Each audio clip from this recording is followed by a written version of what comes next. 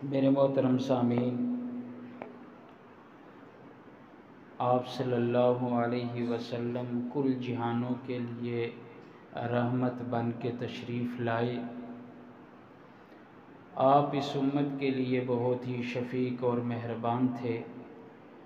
قرآن مجید سورہ توبہ آیت نمبر 129 میں اللہ تعالیٰ کا ارشاد ہے، عزیز علیہ ما عنتم حریص علیکم بالمؤمنین رؤوف الرحیم، کہ جب بھی مسلمانوں پر کوئی مشکل آتی تو ان کے نزدیک بوجھل ہوتی ہے اور اس بات کے وہ طلبگار ہوتے ہیں کہ ایمان والوں کو زیادہ سے زیادہ رحمتیں ملیں، اور مومنوں کے دلوں میں، امتیوں کے دلوں میں، عاشقوں کے دلوں میں پھر یہ جذبہ ہے، محبت کا یہ مقام ہے کہ اللہ نے قرآن میں ارشاد فرمایا، النبی اولیٰ بالمؤمنین من انفسہم، کہ رسول اللہ صلی اللہ علیہ وسلم مومنوں سے اس کی اپنی جان سے بھی زیادہ قریب ہیں۔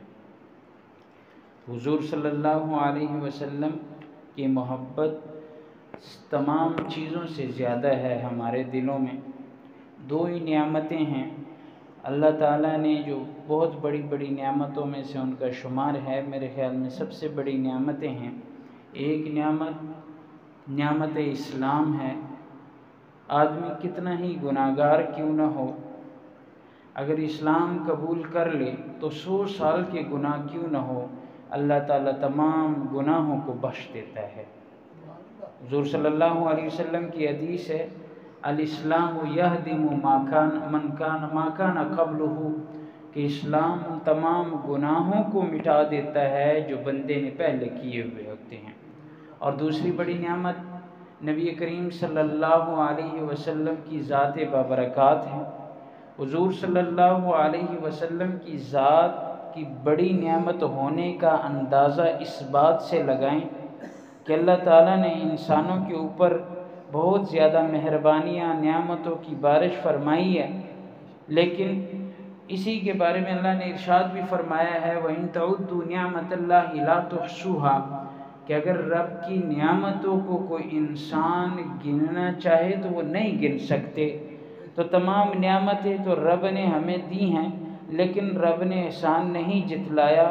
پر ایک نعمت ایسی ہے کہ اللہ تعالیٰ نے فرمایا، لَقَدْ مَنَّ اللَّهُ عَلَى الْمُؤْمِنِينَ إِذْ بَعَثَ فِيهِمْ رَسُولًا، کہ میرے خزانے میں وہ ایک نعمت ہے، وہ حضور صلی اللہ علیہ وسلم کی ذات مبارکہ ہے، وہ میں نے تمہیں دے دیا ہے، لہٰذا اس کے بعد میرے خزانے میں اس سے قیمتی نعمت ہی نہیں ہو سکتی۔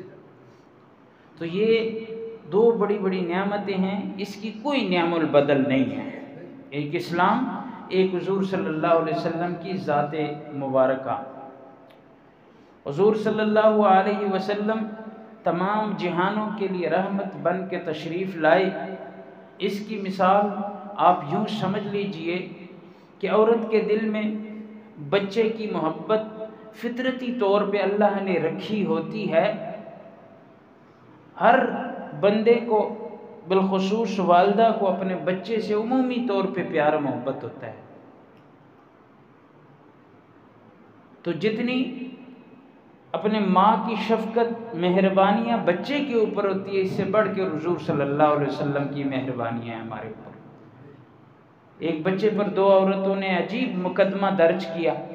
ایک عورت نے کہا یہ میرا بچہ ہے، دوسرے نے کہا یہ میرا بچہ ہے۔ قاضی وقت نے کے پاس جب آئیں، سب کے دونوں کے دلائل سنے، تو قاضی نے بالآخر کسی نتیجے پہ نہ پہنچتے ہوئے فیصلہ سنا دیے کہ اس بچے کو 2 ٹکڑے کر دیے جائے، ایک ٹکڑا ایک کو اور دوسرا ٹکڑا دوسرے کو دیا جائے۔ تو جو والدہ تھی اس نے زور سے چیخ کے کہا کہ اسی کو یہ بیٹا، یہ لڑکا دے دو، لیکن ٹکڑے نہیں کرنا۔ قاضی سمجھ گئے کہ اس کی شفقت، اس کی مہربانی اپنے بچے پہ زیادہ ہے، اس کے حق میں پھر فیصلہ کر دیا۔ اب جتنی ماں تو خود قربان ہو جاتی ہے دیکھیں، لیکن اولاد کو قربان نہیں ہونے دیتی۔ اسی طرح حضور صلی اللہ علیہ وسلم نے بڑی مصیبتیں جلی ہیں۔ حضور صلی اللہ علیہ وسلم کے دل میں اس امت کی رحمت، محبت، شفقت اتنی زیادہ تھی کہ وہ ایک ماں سے بھی زیادہ تھی۔ میں نے ایک مثال کے ذریعے آپ لوگوں کو سمجھایا۔ ورنہ اس شفقت، اس مہربانی کا اندازہ بندہ نہیں لگایا جا سکتا۔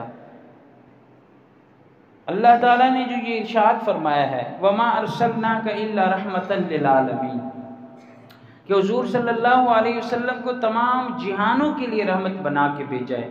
تو اگر بندہ سوچے تو کائنات کی ہر چیز کو رحمت للعالمینی سے کچھ نہ کچھ حصہ ضرور ملا ہے۔ چنانچہ حضور صلی اللہ علیہ وسلم کی بھول بھی ایک رحمت ہے۔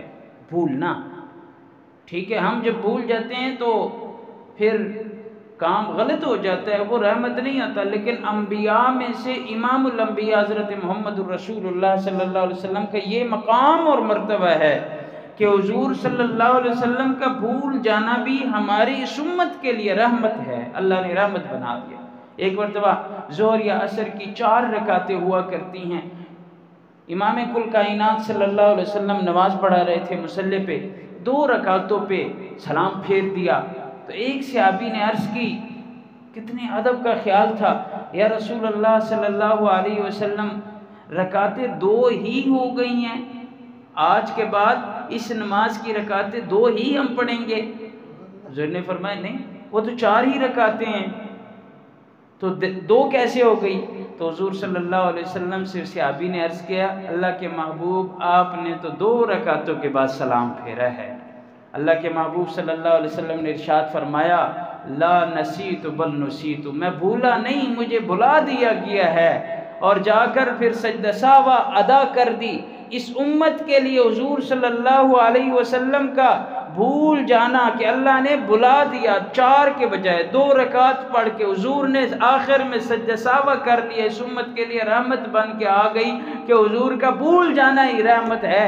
آج اگر ہم سے خطا ہو جاتی ہے نماز میں تو نئے سرے سے لٹانے کی ضرورت نہیں پڑتی، اکثر جگہوں میں سجدہ سہوا کر کے نماز کامل ہو جاتی ہے۔ تو حضور صلی اللہ علیہ وسلم کی نیند بھی ایک رحمت ہے۔ نیند، ایک غزوے سے جہاد سے واپس تشریف لا رہے تھے، ایک جگہ پڑاؤ ڈالا، حضرت بلال رضی اللہ تعالی عنہ سے کہا کہ آپ کی پہرےداری ہے، آپ نے ہمیں نماز کے لیے جگانا ہے۔ سب کی آنکھیں لگ گئی، اب بلال نے بھی کہ کجاوے کے ساتھ ایسے ٹیک لگا کے اس کی آنکھیں بھی بند ہو گئی۔ سب سے پہلے جب آنکھ کھلی تو محبوب کل کائنات صلی اللہ علیہ وسلم کی کھلی۔ ادھر سورج چڑھا، سورج کی شعائیں جب پڑی، حضور صلی اللہ علیہ وسلم بیدار ہوئے، فوراً کہا یا بلال۔ بلال بھی جلدی اٹھ گئے، آنکھیں ملتے ہوئے، اللہ یہ کیا ہو گیا، یہ تو نماز کا ٹائم ہی نکل گیا، نماز تو قضا ہو گئی۔ حضور صلی اللہ علیہ وسلم نے فرمایا چنگی ڈیوٹی کر دے۔ بلال رضی اللہ تعالیٰ نے عجیب جواب دیا، صحابہ بھی عجیب طریقے سے مؤدبانہ انداز سے جواب دیا کرتے تھے۔ تو حضرت بلال نے فرمایا، اے محبوب، جس ذات نے تمہیں سلایا تھا اس نے مجھے بھی سلا دیا، جس ذات نے تمہیں سلا دیا تھا مجھے بھی، میری آنکھیں بھی اس ذات نے بند کر دی، مجھے بھی پتہ ہی نہیں چلا، ورنہ تو میں بیدار بیٹھا ہوا تھا۔ حضور نے فرمایا جلدی اس جگہ سے پڑھاؤ، اٹھاؤ، یہ نحوست والی جگہ ہے، آگے چلتے ہیں۔ آگے چلے گئے، وہاں پر قضائی نماز لوٹا دی تو کتابوں میں عجیب بات لکھی ہے کہ حضور صلی اللہ علیہ وسلم کا یہاں پہ آنکھ لگ جانا بھی رحمت ہے۔ کیوں؟ حضور صلی اللہ علیہ وسلم سے نماز رہ گئی تو قضائی لوٹا دی، اب ہم امت کے لیے رحمت ہے۔ وجہ جب ہم سے نماز رہ جائے گی تو ہم بھی قضائی لوٹا لیں گے۔ وَمَا أَرْسَلْنَاكَ إِلَّا رَحْمَةً لِّلْعَالَمِينَ، حضور صلی اللہ علیہ وسلم کی بددعا بھی اس امت کے لیے رحمت ہے۔ ایک مرتبہ اللہ سے عرض کرنے لگے، یا رب العالمین، بتقاضۂ بشریت کسی امتی کو میں کچھ بات کہہ دوں، اللہ اگر وہ بددعا ہی کیوں نہ ہو لیکن وہ الفاظ اس امتی کے حق میں آپ نے دعا کی شکل میں قبول فرمانے ہیں۔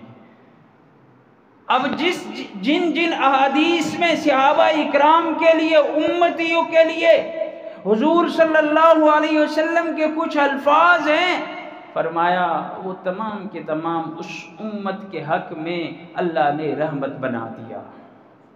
وما ارسلناک الا رحمۃ للعالمین، نبی کی رحمت کا اگر رحمت کو تقسیم کیا جائے تو معاشرے کے ہر فرد کو اللہ تعالیٰ نے نوازا ہے۔ ماں کو دیکھیں، والدہ کا کوئی مقام نہیں تھا پہلے، لیکن جب حضور صلی اللہ علیہ وسلم تشریف لائے، حضور نے اعلان فرما دیا الجنت تحت اقدام الامہات، جنت حاصل کرنی ہے نوجوانوں تو آؤ والدین کے قدموں کے نیچے جنت ہے۔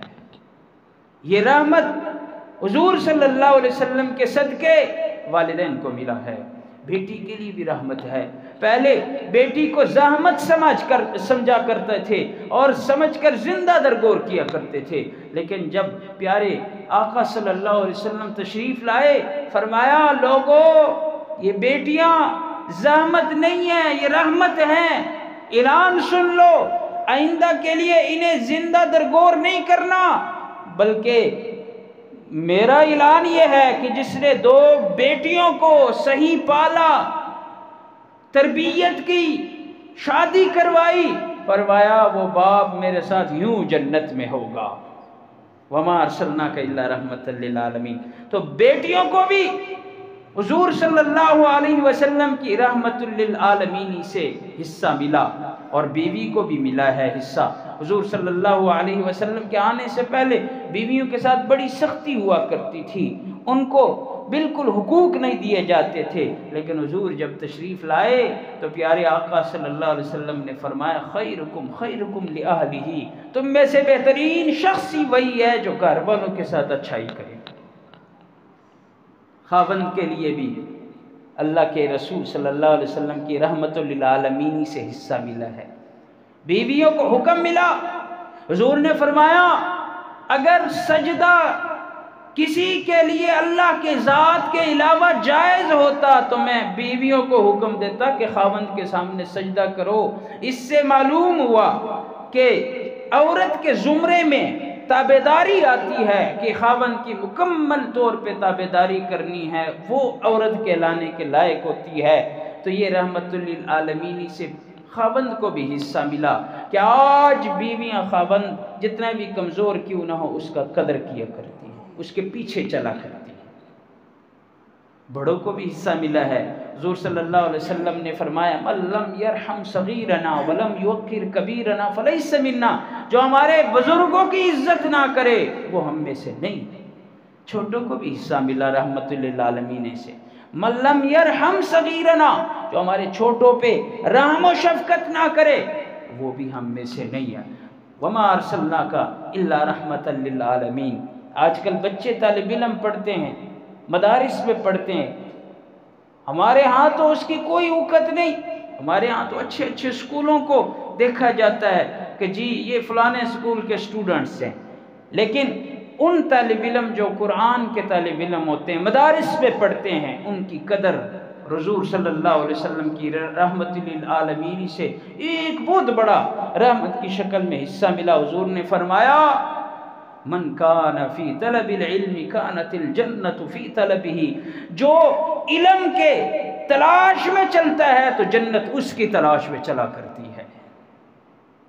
فرمایا طالب علم جس راستے پہ چلا کرتا ہے وہ فرشتے طالب علم کے قدموں کے نیچے اپنے پر بچھاتے ہیں۔ یہ رحمت للعالمین سے طلباء اکرام کو حصہ ملا، مجاہد کو بھی حصہ ملا ہے، سب کو حصے ملے ہیں، لیکن تاجر کو بھی حصہ ملا ہے۔ آج لوگ ہم تجارت کرتے ہیں نا، اکثر لوگ دنیا کے پیچھے ادھر ادھر جاتے ہیں، ان کے لیے رحمت للعالمین سے ایک وافر مقدار میں حصہ ملا ہے۔ فرمایا جو سچا تاجر ہوگا، دکانداری گاہک جب آ جائے کسی چیز کے بیچنے میں جھوٹے قسم نہ اٹھائے، جھوٹ نہ بولے، فرمایا سچا تاجر کل قیامت والے دن اللہ رب العزت کے نزدیک اتنا مرتبہ اس کو دیا جائے گا کہ اللہ کریم اس کو انبیاء کے صف میں کھڑا کر دے گا۔ یہ تاجروں کو حصہ ملا، مزدور کو بھی حصہ ملا ہے۔ حضور صلی اللہ علیہ وسلم کی رحمت للعالمین سے ایک مزدور کے ہاتھ سخت لگے، فرمایا کیا کرتے ہو؟ ہاتھ کی مزدوری کرتا ہوں، ہاتھ اس وجہ سے ہارڈ ہیں، سخت ہیں۔ فرمایا الکاسب حبیب اللہ، کمانے والا اللہ کا محبوب ہوا کرتا ہے۔ تو اللہ تعالیٰ نے حضور صلی اللہ علیہ وسلم کی رحمت للعالمینی سے وافر مقدار میں ہر کسی کو حصہ دیا، پڑوسی کے لیے بھی رحمت۔ پیارے محبوب امام الانبیاء حضرت محمد الرسول اللہ صلی اللہ علیہ وسلم نے فرمایا کہ جبریل امین اتنی مرتبہ میرے پاس پڑوسیوں کے حقوق کے لیے تشریف لائے، میں نے سوچا شاید مرنے کے بعد اس پڑوسی کو میراث میں بھی شریک کر دیا جائے گا۔ پڑوسی کا اتنا خیال رکھا کرتے ہیں۔ آج ہم لوگ ہیں، آس پاس کے لوگ خوش نہیں ہوتے، باہر ممالک والے لوگ خوش ہوا کرتے ہیں کیونکہ موبائلوں پہ لگے رہتے ہیں، پڑوسیوں کو کوئی خیال ہی نہیں ہوتا۔ تو حضور صلی اللہ علیہ وسلم کی رحمت للعالمینی سے پڑوسیوں کو بھی حصہ ملا، یتیم کو بھی حصہ ملا۔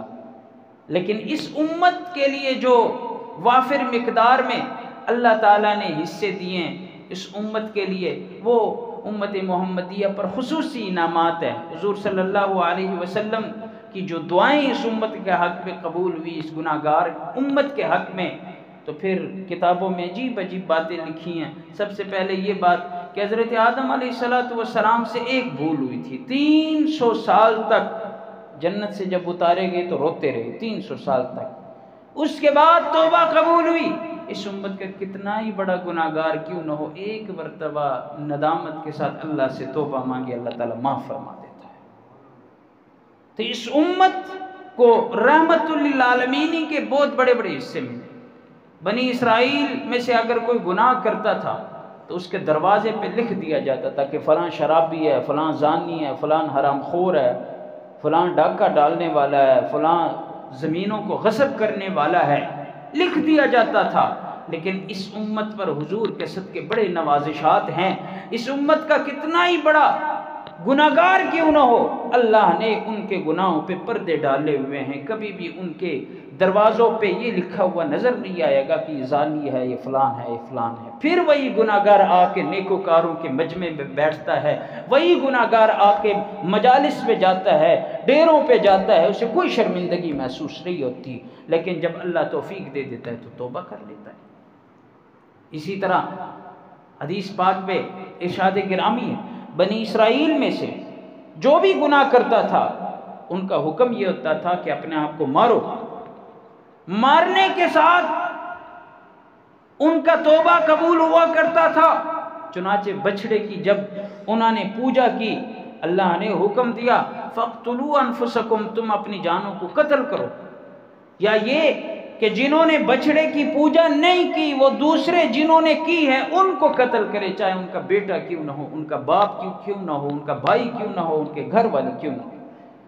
لیکن قربان جاؤں، لیکن حضور کے صدقے یہ امتی جو بھی گناہ کرے اللہ تعالیٰ نے قتل سے ہمیں بچا دیا۔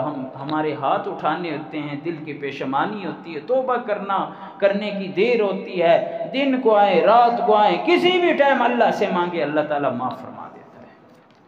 یہ اس امت کی خاصیت ہے۔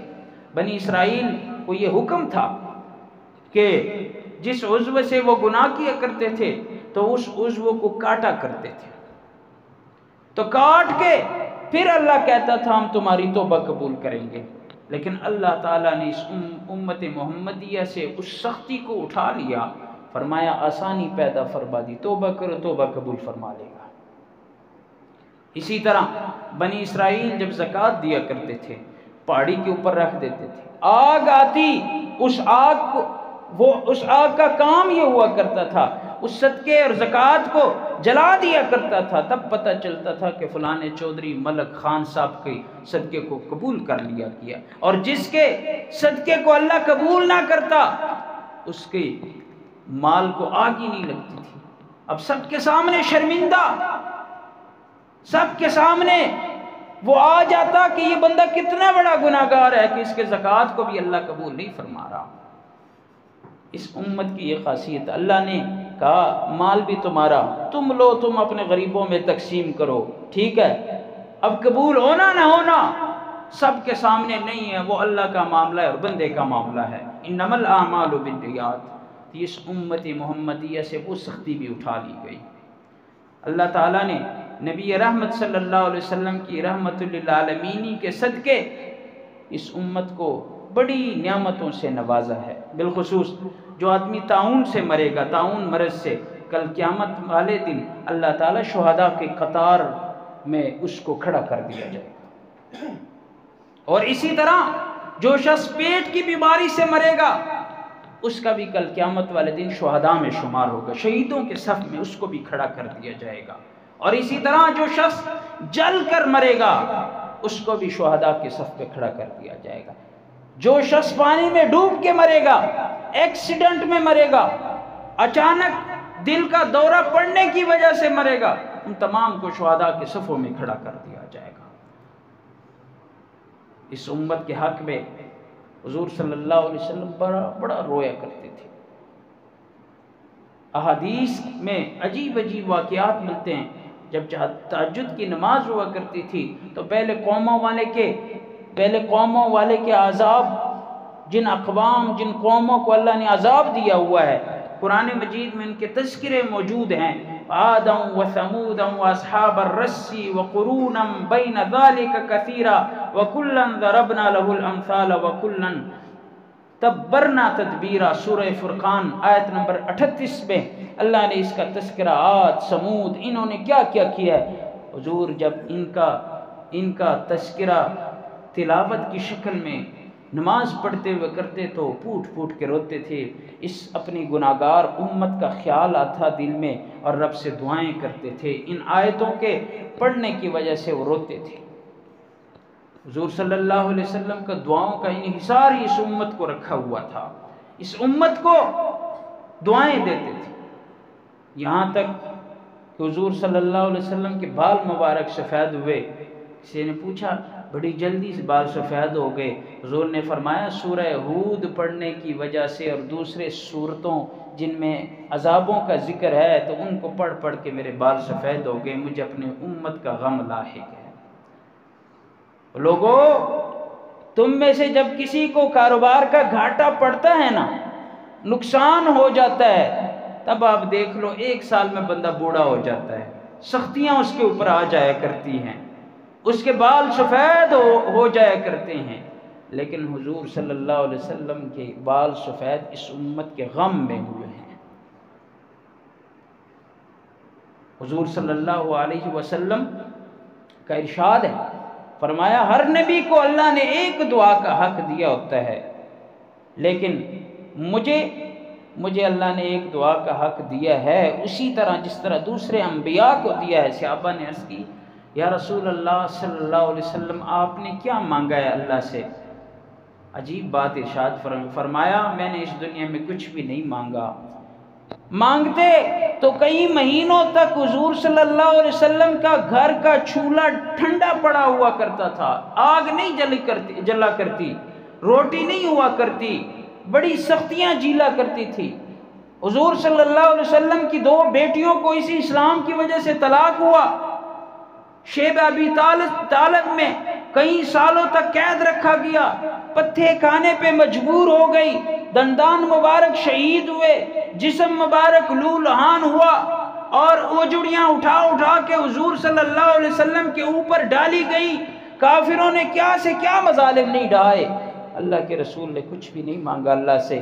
فرمایا اس ایک دعا کو اپنی امت کے لیے کل قیامت کے دن قیامت کے لیے میں نے بچا کے رکھی ہے، امت کا فائدہ سوچوں گا۔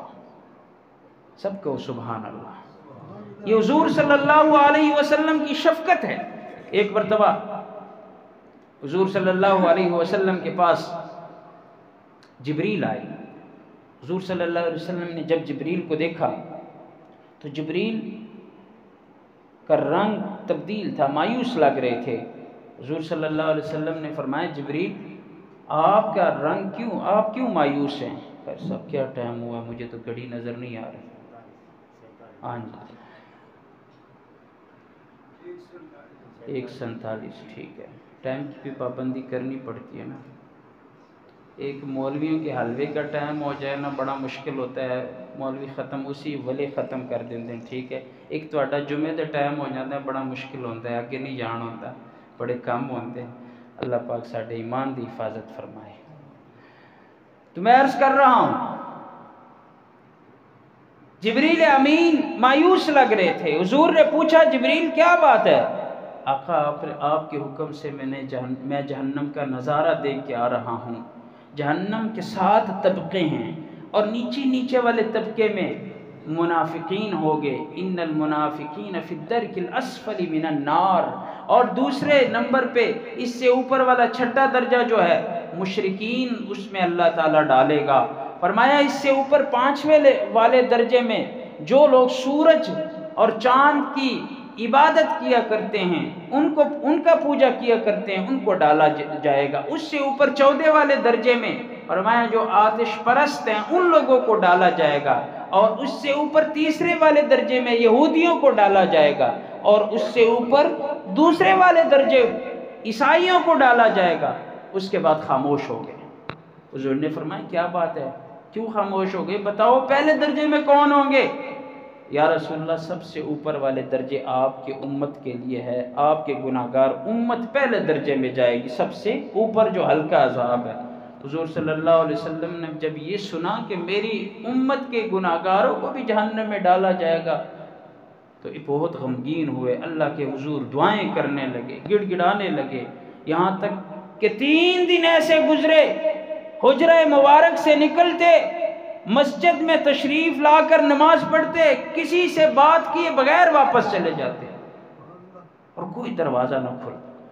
جب تیسرا دن ہوا تو سیدنا صدیق اکبر رضی اللہ تعالیٰ عنہ سے برداشت نہ ہو سکا کہ محبوب نبی کریم صلی اللہ علیہ وسلم کو کیا ہو گیا۔ آئے، سلام کیا کہ السلام علیکم، لبیک یا رسول اللہ، میں حاضر ہوں، ابو بکر ہوں، لیکن اندر سے کوئی جواب نہ ملا۔ کھڑے رہے، واپس آئے، حضرت عمر سے کہا، حضرت عمر نے کہا میں جاتا ہوں، وہاں پر چلے گئے، حضرت عمر نے بھی سلام کیا، سلام کا کوئی جواب نہ آیا، واپس آ گئے۔ سلمان سے کہا، سلمان فارسی، آپ تو وہ شخصیت ہیں جس کے بارے میں پیارے آقا صلی اللہ علیہ وسلم کا فرمان ہے کہ سلمان منا اہل البیت، کہ سلمان اہل بیت میں سے ہے، آپ جاؤ۔ اس نے بھی سلام کیا، سلام کا جواب نہیں ہے۔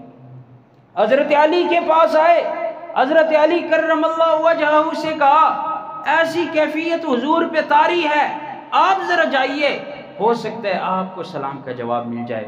حضرت علی نے سوچا کہ جب اتنے سارے لوگ گئے سلام کا جواب نہ ملا، اپنے سے بہتر شخصیت حضور کے لخت جگر حضرت فاطمہ الزہرا سے کہتا ہوں وہ چلی جائیں، شاید ان کو جواب مل جائے۔